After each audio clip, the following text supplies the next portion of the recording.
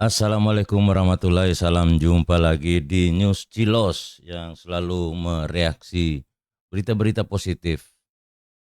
Guru Gembul akan menjelaskan plus minus jadi konten kreator. Jadi plusnya ada, minusnya ada. Jadi yang berminat atau konten kreator yang pemula seperti saya wajib mendengarkan eh, tentang video yang disampaikan oleh Guru Gembul. Oke, kita lihat cuplikannya dulu berapa menit. Dari AdSense merupakan salah satu sumber utama bagi konten creator dengan potensi penghasilan mencapai ratusan juta per bulan. Monetisasi ini menjadi fokus penting bagi banyak kreator. Selanjutnya, kolaborasi dengan merek dan produk juga membuka peluang pendapatan besar bagi konten creator. Mm-mm. Endorsement seringkali memberikan keuntungan finansial yang signifikan. Ya, Konten creator juga dapat menghasilkan uang dengan menjadi pembicara seminar atau membuka kelas pelatihan. mm-mm. Ini adalah alternatif monetisasi keahlian mereka di luar platform media sosial. Namun, beberapa influencer menyalahgunakan kekuatan mereka untuk kepentingan yang tidak etis, seperti memeras individu demi menyembunyikan informasi negatif. Ya, saya kira itu intinya ya dari cuplikan ini. Kita langsung saja ke video lengkap dari Guru Gembul. Assalamualaikum Bre, selamat datang kembali di Guru Gembel Channel. Silakan Baraya tebak di kolom komentar berapa penghasilan saya per bulan sebagai konten kreator di YouTube, di TikTok, di Instagram dan lain sebagainya. Kira-kira menurut Baraya berapa? Ya silakan tulis di kolom komentar karena saya justru tidak akan memberitahu kepada Baraya berapa penghasilan saya per bulan. Cuman saya di sini ingin Mm-mm. menjelaskan bahwa kalau konten kreator yang setara dengan saya, dengan jumlah subscriber sebegini banyaknya, dengan viewers harian sebegini banyaknya, dan sebagainya, maka Baraya kurang lebih akan mendapatkan miliaran rupiah kalau seluruh Ya, potensi dari konten kreator itu dimonetisasi. ya, Coba, ya. dari mana miliaran rupiah itu bisa didapatkan? Kita mulai dari hal-hal yang sangat sederhana. Yang pertama itu adalah AdSense. Walaupun AdSense itu adalah pilihan, tetapi tentu saja para konten kreator lebih memilih untuk menyalakan AdSense-nya dan mendapatkan penghasilan dari situ karena penghasilannya sangat signifikan. Untuk Mm-mm. orang yang bikin video seperti saya dan kemudian penontonnya kurang lebih seperti ini, maka itu bisa mendapatkan puluhan sampai ratusan juta rupiah per Wow. bulannya. Itu yang pertama. Kemudian apalagi yang bisa dimonetisasi dari situ? Iklan. Jadi Mm-mm. YouTube itu kan punya YouTube Shop di bawah itu kan banyak yang jualan seperti yang Ya, di bawah ya, ini. ya. Nah, Baraya silakan cek, Baraya beli di situ itu dapat keuntungan bagi hasilnya kepada saya juga. Jadi saya juga Ya, ya. mendapatkan cuan yang memadai dari situ. Kemudian dari mana lagi? Konten kreator bisa mendapatkan cuan dari endorse, dari iklan, dari promotor dan sebagainya, itu juga cukup signifikan, bahkan sangat-sangat besar. Kalau misalkan konten kreator itu telah bekerja sama dengan produk tertentu dan sebagainya, dia Ya, bisa ya. mendapatkan keuntungan yang sangat luar biasa. Karena apa? Karena konten kreator itu ditonton sama banyak orang, sehingga banyak sekali orang yang mau mengiklan pada dirinya, begitu kan? Ya, ya, ya. Kemudian dari mana lagi dia mendapatkannya? Konten kreator itu bisa memonetisasi potensinya kalau dia bekerja sama dengan politisi, Ya, dengan ya. pejabat pemerintah, atau dengan oposisi, dengan aktivis, dengan pengusaha dan sebagainya. Kalau mereka terjalin hubungan proyek apa gitu, segala rupa di belakang, maka dia juga bisa mendapatkan keuntungan yang sangat luar biasa. Begitu kan? Oke. Nah, atau ada lagi potensi yang bisa dimonetisasi sebagai seorang konten kreator, yaitu apa? Kalau dia sudah ternama, dia diundang menjadi pembicara seminar, menjadi juri, Mm-mm. menjadi uh, podcaster dan lain sebagainya, dia juga bisa mendapatkan keuntungan yang sangat-sangat besar. Ya, Saya ya. tidak termasuk yang memonetisasi keuntungan itu. Jadi maksudnya kalau saya diundang seminar dan sebagainya, biasanya saya tidak matok harga. Atau misalkan saya matok harga, yang manajer saya yang mematoknya, tapi itu sebenarnya adalah hanya untuk tidak merusak pasar gitu dalam hal Ya, itu gitu ya. ya. Tapi secara umum saya tidak matok tuh. Cuman temannya saya dengan jumlah subscriber yang kurang lebih sama dan penonton yang penonton harian yang kurang lebih sama, dia itu Ya. bisa mendapatkan sekali seminar itu sampai sekitar eh, sekali seminar ya sekitar 85 sampai 100 juta rupiah. Wah, Luar biasa luar kan? biasa, Dari luar situ biasa, saja Bang. gitu. Ya. Nah, kemudian dari mana lagi? Nah, dia juga bisa buka kelas di luar YouTube atau TikTok misalkan ya. Ya, ya, Dia ya. punya kelas motivasi, dia punya kelas pengembangan diri, dia punya kelas finansial dan sebagainya. Dia juga bisa memonetisasi itu. Atau misalkan ada juga konten-konten kreator yang bikin grup diskusi, pakai Heeh. media sosial, pakai WA, pakai apa, itu juga keuntungannya bisa sangat besar, bisa sampai teman saya yang jumlah subscribernya lebih dikit daripada saya dan penontonnya lebih dikit daripada saya, dia bisa mendapatkan 20 miliar per tahun hanya dari bikin grup diskusi itu saja. Luar biasa Luar kan? biasa, Nah, luar maka biasa. dalam hal ini konten kreator itu adalah salah satu profesi yang sangat-sangat menguntungkan, dan karena itulah maka banyak sekali orang-orang di Indonesia yang ingin jadi konten kreator. Sampai sekarang jumlahnya itu tembus 17 juta orang di Indonesia. 17 juta. Karena semenjanjikan itu, dan bukan hanya cuan yang didapatkan tapi pengaruh, keterkenalan, dan di sisi lain dia juga mampu memiliki kekuasaan. Kekuasaan dalam hal apa? Kekuasaan dalam memberitakan. Ini kan sesuatu yang sangat spesial, Baraya. Jadi Iya, kalau iya. misalkan Baraya sekarang bertanya-tanya siapa sih yang ditakuti sama pejabat, yang ditakuti sama polisi misalkan, ya influencer. Jadi orang-orang influencer seperti saya itu, saya mohon maaf ya, itu kan Iya, sebenarnya iya. ketika membicarakan tentang sesuatu itu benar-benar bisa mempengaruhi opini publik. Betul, Dan betul. karena itu dia memiliki kekuatan untuk bisa menjatuhkan reputasi dari sebuah institusi, menjatuhkan reputasi dari pengusaha atau bahkan Iya, sebuah iya, perusahaan. Begitu kan? Nah, pada bagian itulah justru ada beberapa oknum dalam tanda kutip influencer yang memanfaatkannya untuk sesuatu yang buruk. Bayangkan Baraya, dengan jumlah potensi monetisasi yang sebesar itu dari konten Iya, kreator, iya. masih ada orang yang cukup serakah untuk itu semua tidak cukup, saya pengen menambahnya lagi. Dengan cara apa? Dengan cara menggunakan kekuasaannya sebagai konten kreator itu untuk bisnis aib orang lain atau bisnis pihak lain. Nah, ini yang sekarang Nauzubillah. akhirnya menjadi fenomena. Kita mulai dari yang sangat terkenal, Ibu Nikita Mirzani. Tapi sampai sebatas ini kita harus pahami bahwa proses hukumnya masih berlangsung, kita belum tahu hasil akhirnya. Jadi kita sebut ini sekedar dugaan. Tapi apa Dugaan, yang diduga ya. oleh masyarakat kurang lebihnya adalah seperti ini. Ibu Nikita Mirzani itu tidak diketahui penghasilan utamanya dari mana. Tetapi diketahui oleh publik beliau itu cukup royal dan cukup kaya raya. Dari mana penghasilannya? Diduga oleh sebagian netizen itu dari bisnis aib, di mana beliau nyari-nyari aib dan kesalahan orang lain, kemudian diupload di media sosialnya, dan tentu saja itu bisa saja mengubah opini masyarakat terkait dengan sesuatu. Nah, akhirnya kalau misalkan konten itu mau dihapus, maka dia minta uang tutup mulutnya. Seberapa Luar yang biasa kemarin nih. ketahuan sama publik atau yang diduga ketahuan sama publik itu adalah 15 miliar rupiah per sekali tutup mulut. Dan beliau marah ketika hanya ditawari 2 miliar rupiah saja. Ini dalam satu sisi menunjukkan bahwa bisnis skincare di Luar Indonesia itu biasa. begitu besarnya ya, sampai uang tutup mulut yang dimaksud saja mencapai 15 miliar rupiah. Luar biasa, Baraya.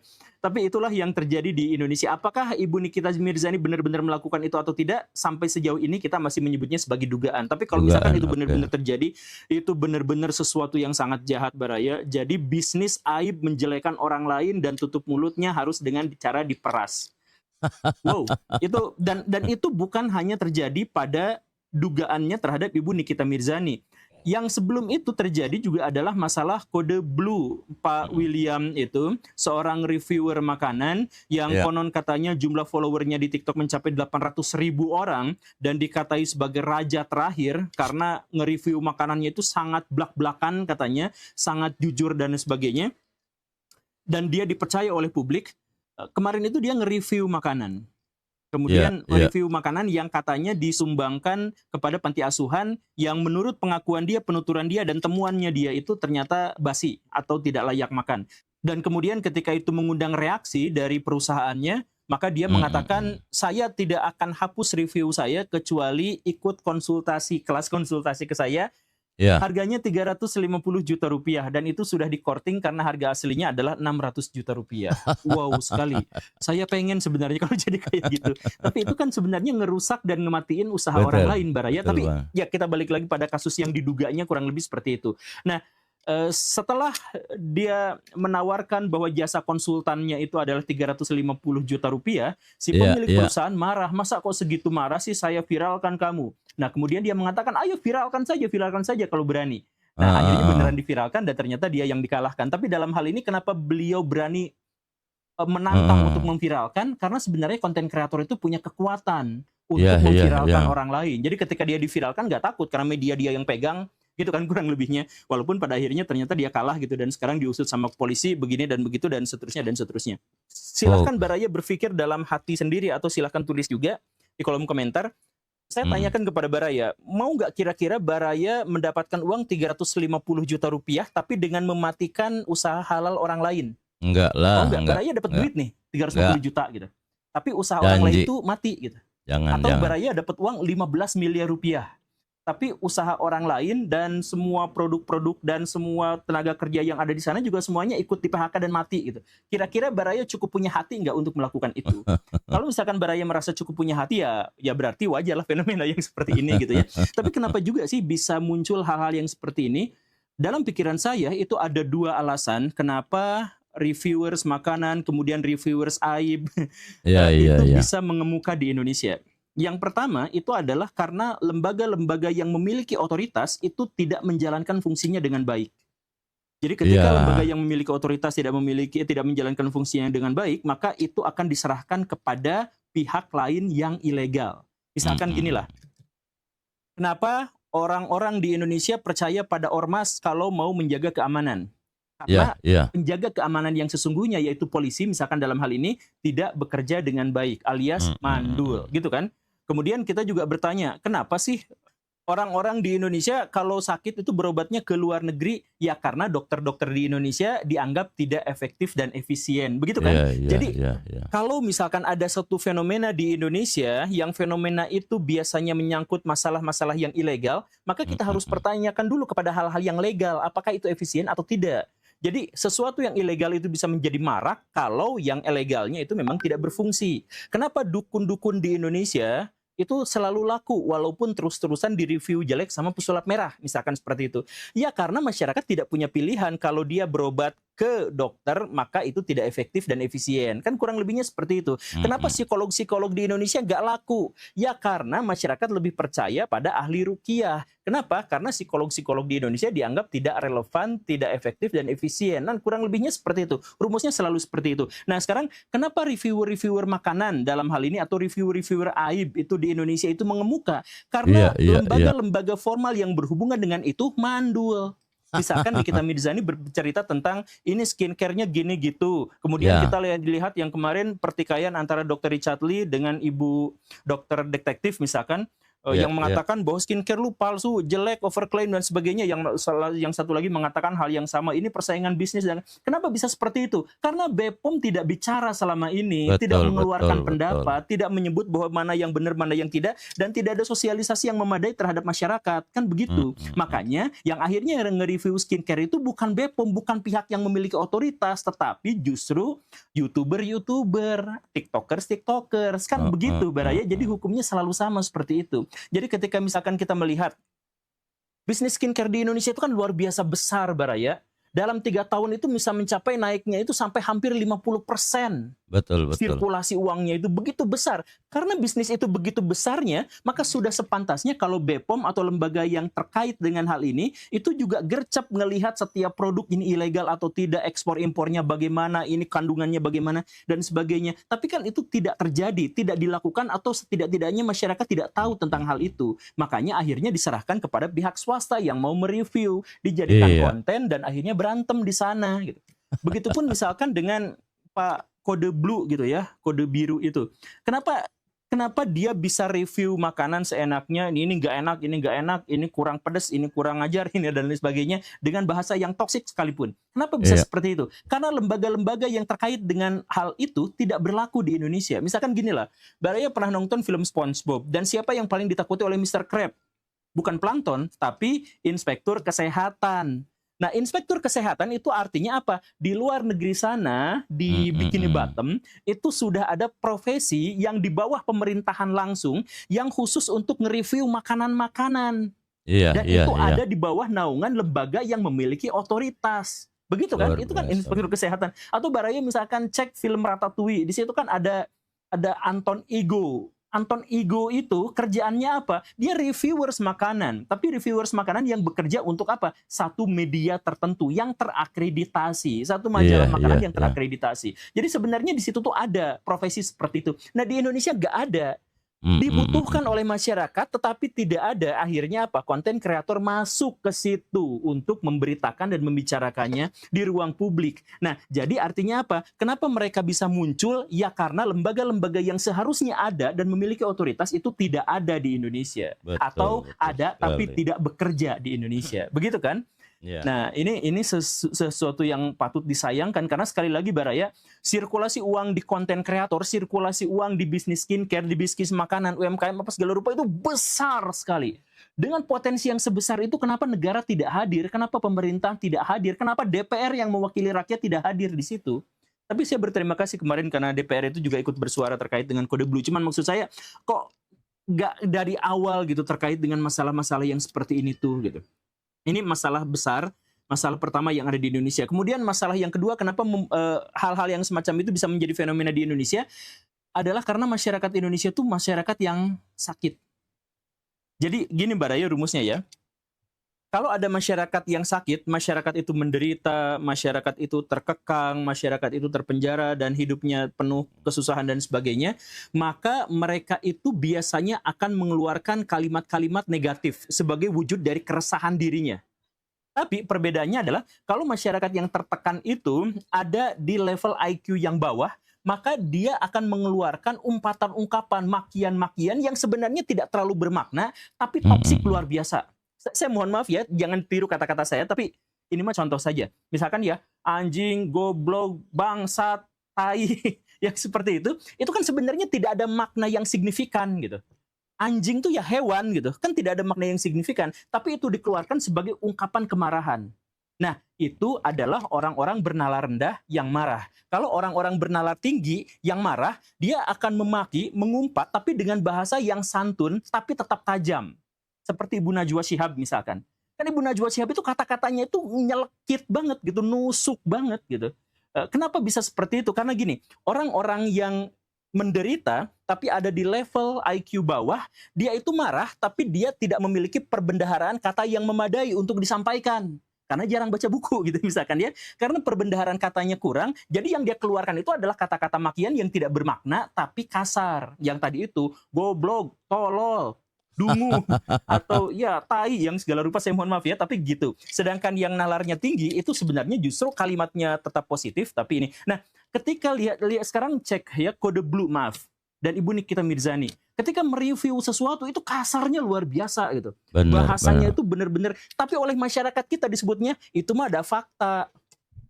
Itu mah apa adanya, itu mah blak-blakan. Sebenarnya untuk menjadi blak-blakan tidak usah kata-kata kasar kan? Tapi karena masyarakat kita menuntut seperti itu. Kenapa masyarakat kita menuntut kalimat-kalimat kasar, kalimat-kalimat toksik? Karena masyarakat kita yang bernalar rendah itu menderita. Kan begitu. Jadi ketika masyarakat bernalar rendah itu menderita, maka dia butuh tontonan-tontonan yang toksik. Makanya kalau misalkan Baraya sekarang melihat di Indonesia banyak YouTuber toksik, ya mereka hanya mengikuti selera pasar, dan selera pasar itu adalah masyarakat yang miskin, literasi, dan sedang menderita. Ada misalkan yang, saya mohon maaf ya, almarhum Pak Bondan. Itu kan sebenarnya sampai sekarang saya masih merindukan beliau. Jadi Mak News itu. Dia mereview makanan, tapi yang positif. Gimana caranya? Ya dia cari yang kata orang enak, dia datang ke situ, dia mengkonfirmasi, dan setelah enak, oke, Mak News. Dia dapat cuan, dia dapat kerjaan, dia dapat memberikan dampak positif kepada restoran yang dia review, dan dia juga bisa terkenal di muka umum. Tapi itu kan harus dimulai dari reputasi dia yang baik. Nah, kalau YouTuber yang biasa, kan dia tentu saja tidak memiliki reputasi. Ya seperti Pak Kode Blue, betapapun hebat dia dalam mereview makanan, kan sebelumnya dia tidak punya reputasi. Maka untuk mendapatkan reputasi, dia, maaf ya, dia harus melacurkan diri ke publik. Dia nyari sentimen apa yang sedang berkembang di masyarakat. Oh, sentimen yang negatif, yang pengen bahasa toksik. Maka dia gunakan itu dan sukses besar. Makanya ini juga sebenarnya tidak salah-salah amat pada mereka, tetapi kita juga harus tanyakan kepada diri kita sendiri, berarti selama ini kita hidupnya penuh penderitaan, berarti selama ini kita IQ-nya jongkok. Hidup penderitaan dengan IQ yang jongkok ditambahkan, maka hasilnya itu adalah kata-kata toksik. Kan Ya, begitu. ya, ya, ya. Nah, berarti ya masyarakat kita ternyata adalah masyarakat yang sakit. Makanya kalau misalkan Baraya mau berkontribusi, kan banyak di antara Baraya yang nanya solusinya apa dong, solusinya apa?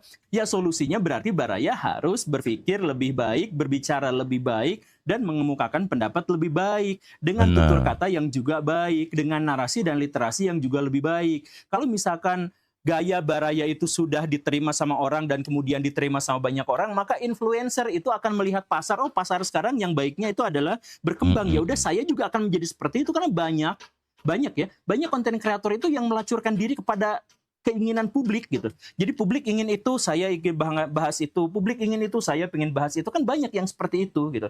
Nah, jadi kalau misalkan melawan arus gitu, saya tidak merekomendasikan, tapi kalau misalkan Baraya ngelawan arus dari masyarakat, itu sakit Baraya. Asli sakitnya luar biasa. Saya udah digeceknya kayak gimana hanya ketika melawan arus berbeda pendapat dengan masyarakat secara umum gitu. Ya, Nah, ya, karena ya. itu menyakitkan, maka banyak konten kreator yang berpikir sebaliknya. Cari apa yang menjadi sentimen positif dari masyarakat, ikuti di sana. Ada, saya mohon maaf ya, misalkan orang-orang Kristen, ketika pengen dapat lihat masyarakat di Indonesia mayoritas muslim kemudian sentimennya seperti itu, maka dia jadi hijrah, dia jadi mu'alaf, dia jadi apa. Itu yang di Korea itu kan juga ada yang YouTuber konten kreator dari Korea itu yang datang ke Indonesia jadi mu'alaf gitu. Karena apa? Ya karena itu ladang bisnis yang memadai gitu. Jadi mengikuti arus saja. Nah, kalau misalkan Baraya bisa menciptakan arus masyarakat yang positif gitu, yang tidak toksik dan sebagainya, maka influencer itu juga pasti akan mengikuti seperti itu gitu. Karena Iya, influencer iya. itu pada dasarnya bukan hanya mempengaruhi orang lain, tapi juga dirinya dipengaruhi. Jadi ayo kita sama-sama menciptakan iklim dan atmosfer yang baik di Indonesia agar memaksa influencer itu juga menampilkan konten-konten yang baik, yang segar, yang kritis tetapi tidak toksik. Semoga bisa seperti itu. Terima kasih karena sudah menyimak. Saya Guru Gembul. Assalamualaikum warahmatullahi wabarakatuh. Luar Assalamualaikum, biasa. selamat datang kembali di Guru Gembul Channel. Luar biasa. Terima kasih Bang Guru Gembul yang sudah menjelaskan secara gamblang plus minus dari seorang konten kreator.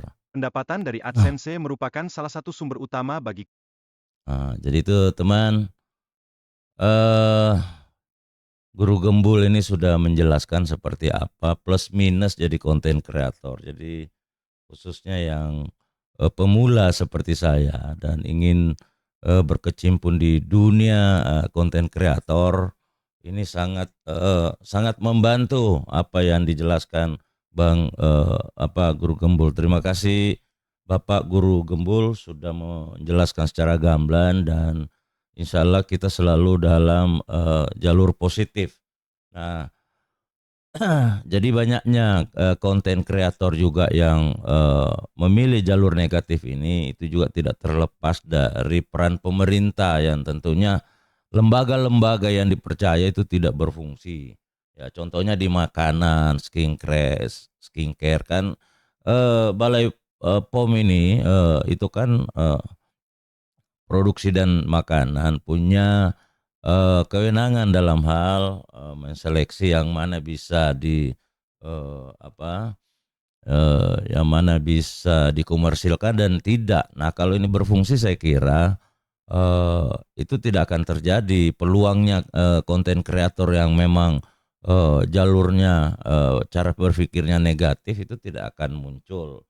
Begitu juga dari sisi keamanan itu ya banyak orang lebih memilih ke ormas karena lembaga kepolisian kadang-kadang lemah.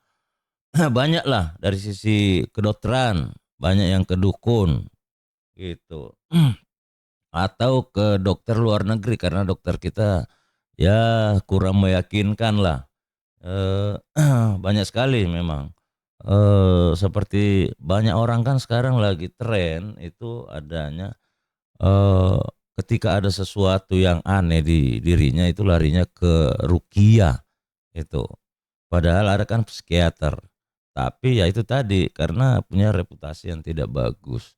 Jadi saya kira itu apa yang dijelaskan oleh Guru Gembul ini memberikan wawasan kita menjadi lebih berpikir jernih, khususnya bagi konten-konten kreator yang pemula seperti saya dan akan mengembangkan dirinya jadi konten kreator yang lebih positif. Oke teman-teman, terima kasih. Semoga reaksi dari video Guru Gembul ini akan memberi dampak positif kepada kita semua. Baik penonton yang sering menonton video-video negatif, jangan langsung dicerna. Itu kan tujuannya kita tidak tahu. Dan untuk lebih jelas mungkin bisa ke video langsung Bapak Guru Gembul ini. Oke, terima kasih. Sampai jumpa lagi di News Cilos. Cilos News yang selalu menayangkan reaksi konten-konten yang bermanfaat buat masyarakat dan buat terkhusus juga pada diri kami sendiri. Assalamualaikum warahmatullahi wabarakatuh.